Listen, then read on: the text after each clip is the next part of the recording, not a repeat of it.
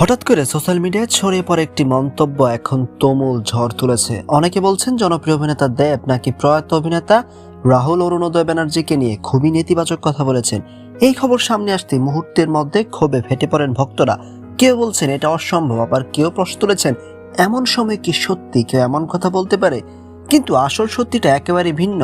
আমরা যতটা খোঁজ নিয়ে জানতে পেরেছি এই দাবি সম্পূর্ণ ভুল এবং বিভ্রান্তিকর।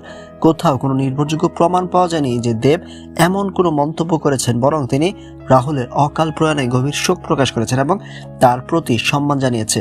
সোশ্যাল মিডিয়ায় অনেক সময় ভুল তথ্য খুব দ্রুত ছড়িয়ে পড়ে, আর এই ঘটনাটি ঠিক তেমনই একটি উদাহরণ। একটি ভুল পোস্ট বা এডিট করা কন্টেন্ট থেকে এমন বড় গুজব তৈরি হয়েছে যা এখন হাজার হাজার মানুষের কাছে পৌঁছে গেছে।